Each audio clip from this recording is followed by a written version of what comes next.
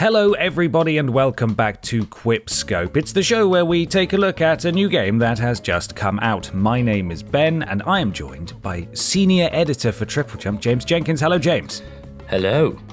How's it going, man? Good.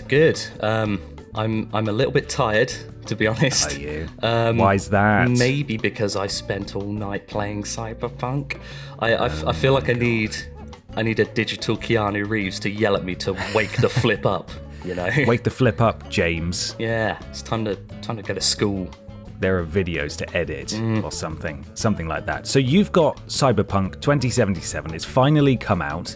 You've got it on the Xbox One. Am I correct in saying that you're playing it on current gen hardware? You're not playing it on the Series X? I am playing it on the Series X. Oh, yeah, this is news to me. Boy. I didn't realise you'd gotten one. Oh, yeah, I do. I have the brand new fridge. Yep. Fantastic. Funnily enough, it arrived on the same day as the PS5s were being shipped out. So I was like, seeing everybody get the new PS5 and then, so I'm quite sad. Oh, wait. My Xbox has arrived today, just out of the blue. So excellent. Yeah, this is genuinely a surprise to me because we've not spoken about this previously, and I thought you weren't getting one. I wasn't even sure, but that's great to know because then we have some sort of comparison there. So let me ask right off the bat. I know for a fact that you were extremely excited for this game and you had time booked off for the last delayed intended release date. Does this, so far in your 5 or so hours you've had with it, live up to your expectations? To my expectations, I think it lives up to it pretty much. I mean, the problem is everyone else's expectations because, as we know, this is the second coming of Christ. Absolutely. And now he looks like Keanu. It's been overhyped to oblivion. So it's that sort of thing where it's not going to be the perfect game that people have built it up to be in their heads. The hype has reached critical mass basically. But it doesn't mean that it's not a very good game, a very, very good game from what I've played so far. Okay. Were you a Witcher fan? Yes, big fan of. So I didn't play the first one. I played the Witcher 2, which was great narrative, and The Witcher 3. Absolutely loved that. Played like over 100 hours of it. Right. So in terms of what they did with The Witcher, it definitely feels like they weren't joking about trying to make this a proper RPG.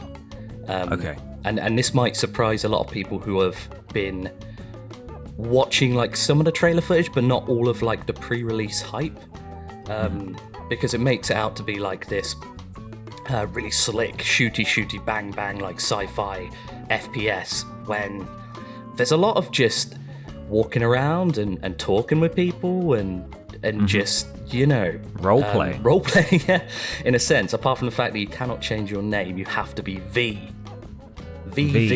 Yeah. Okay.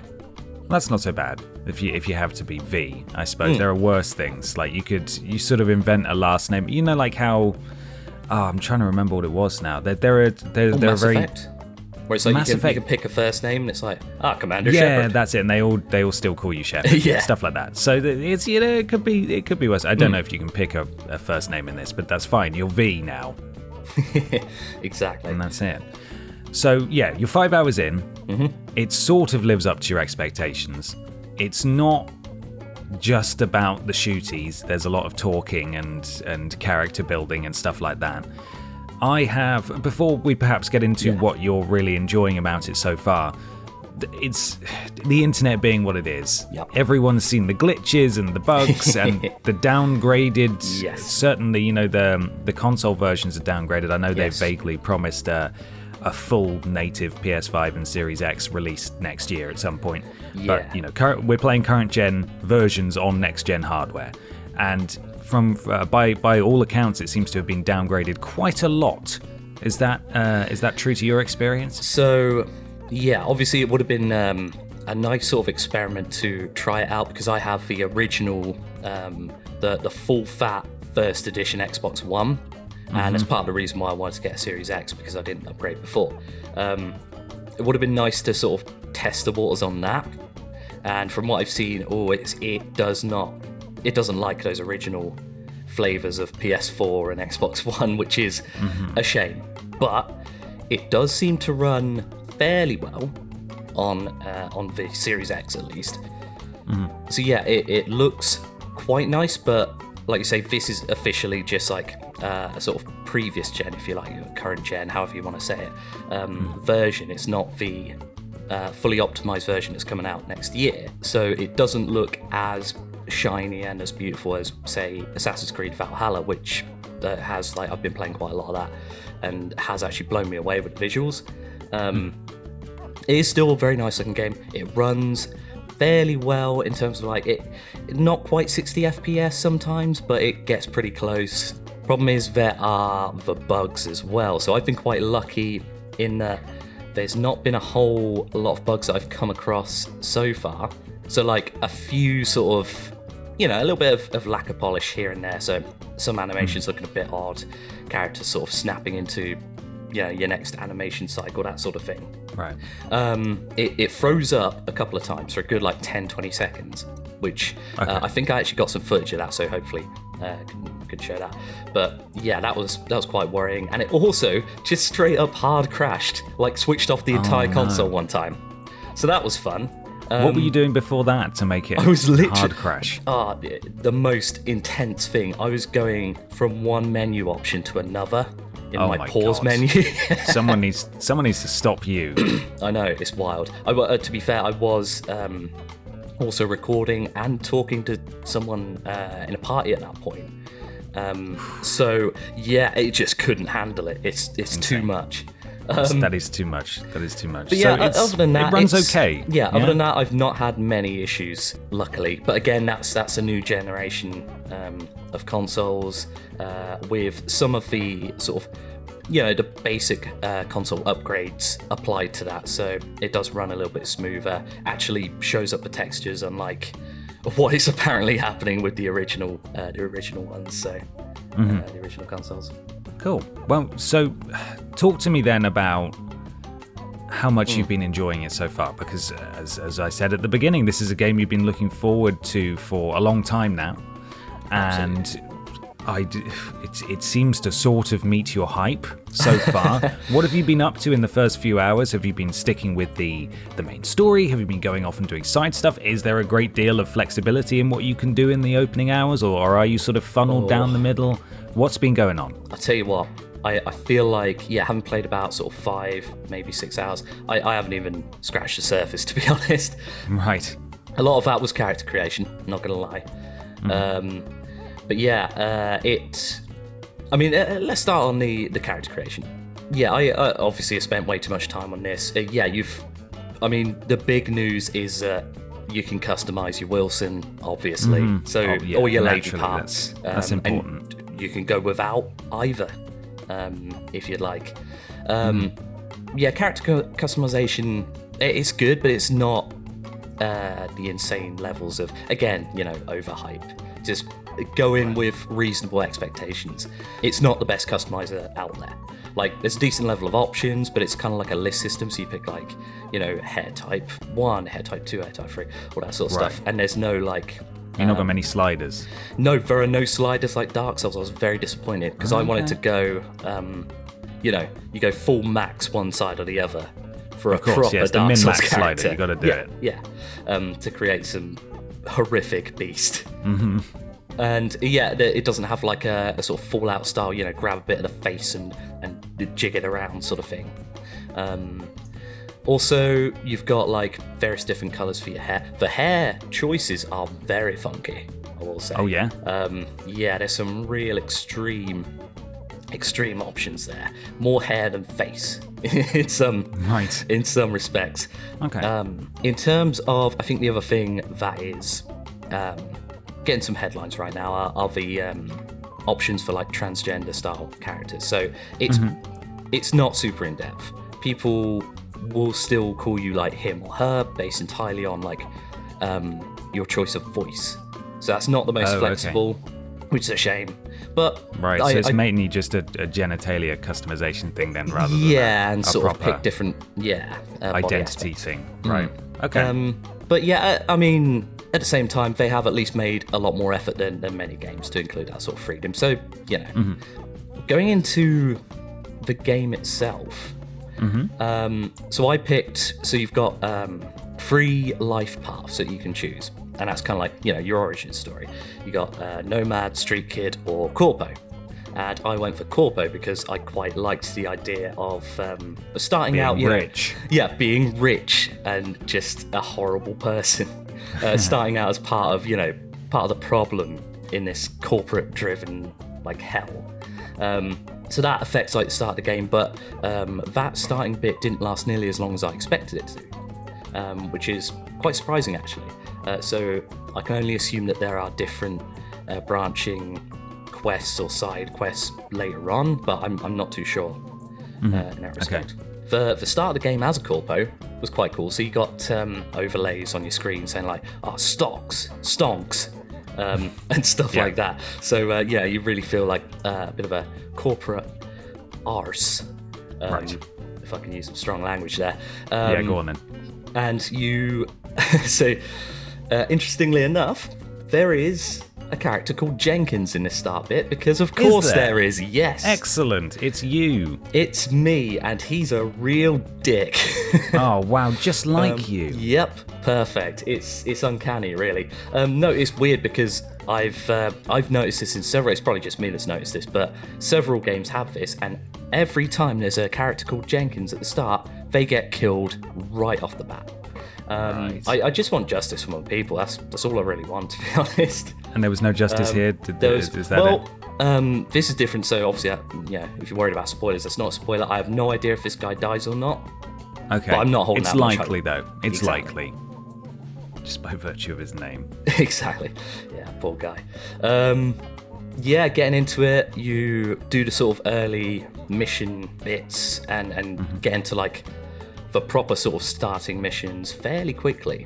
And they do this funny, you know how video games do this whole I'm going to try and do this tutorial section but fit it into the game itself. Yes, this is a seamless transition. I've known you for years. Quick, follow me. Press the circle button to crouch. I've noticed you're having a little trouble jumping.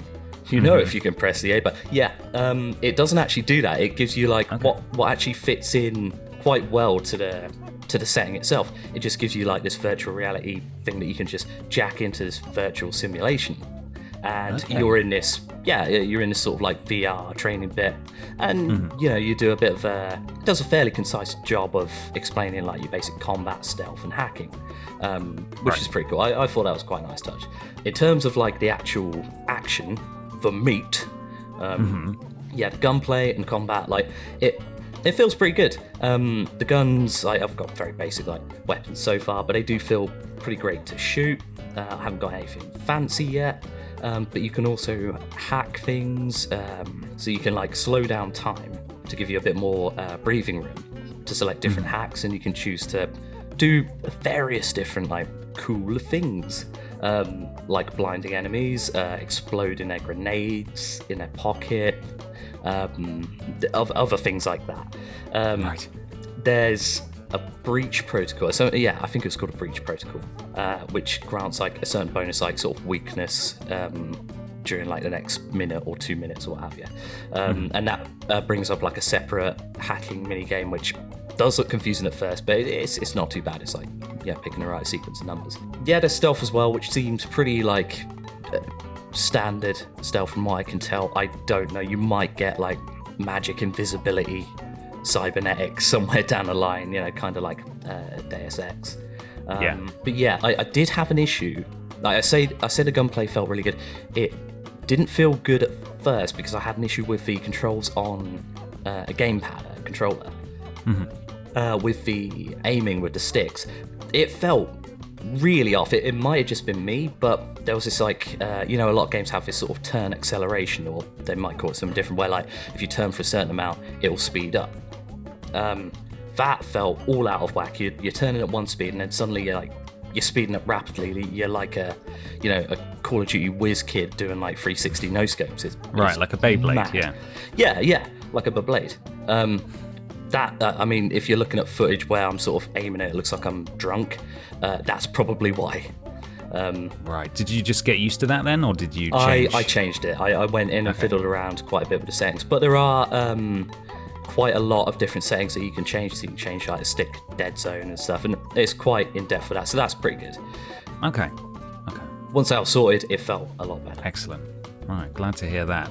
Honestly, like I've spent way too long talking about the gunplay, but that's not even like a big part of the game. You're going to be spending a lot of time just talking and immersing yourself in the sort of game mod. Like they've really gone heavy on like the RPG elements in this. There's quite a lot of stats that you can change. You've got like you've got your body cool, which isn't like how cool you look, it's like, you know, keeping your nerve sort of thing. Tech, hacking skills, and something else I've forgotten now. But yeah, you've got within that like 2 or 3 different like skills, and then a whole lot of perks within each of those different skills. You've also got like your cybernetic enhancements, which really reminded me at first of like Deus Ex, particularly in the newer ones, but it feels like less like, you know, a flat upgrade than just stuff that you can find out in the world and like upgrade. And those seem to change more of like they have more of an active impact in the gameplay rather than like a lot of the perks that you'll get that are like sort of base stat increases and stuff like that. It feels like they really have delivered on the whole, this is a proper RPG. It's not just like a shooter with a few like stat points you can throw in arbitrarily. Like, same with the conversations as well. It does that sort of New Vegas thing where it's like, you're a corpo. This means you can go off on a tangent about all the hotels you've been at working as a corpo, and, you know, do a really weird flex like that, like a real corporate douchebag. So that's fun. And yeah, there's so much more that I probably could ramble on about, but I haven't even touched on yet. It scratch does feel the surface. It's a big game. Yeah, it's a meaty game. A quick question before I get to my big final question. Okay. Have you met Keanu yet? No. Okay. No, it's been 5 hours and I haven't. Admittedly, some of that has been, you know, character creation and messing around with the photo mode. Photo mode's interesting as well. I just want to mention this because I want to like throw in a clip of me doing a stupid pose on a table. Right. But yeah, the photo mode's interesting. But no Keanu yet. I'm looking forward to that point, but I feel like it's building up to that from the story beats that have happened so far. Okay, cool. Big question then. Okay. Given everything you know about it and all your experience with it so far, how much you were looking forward to it, the general critical reception and the glitches and the bugs and how well or how not well it's delivered or not delivered on its promise and premise, do you recommend people like me who have been following this game with interest but don't feel an immediate urge to play it, get it now, or wait until there is a native next-gen version?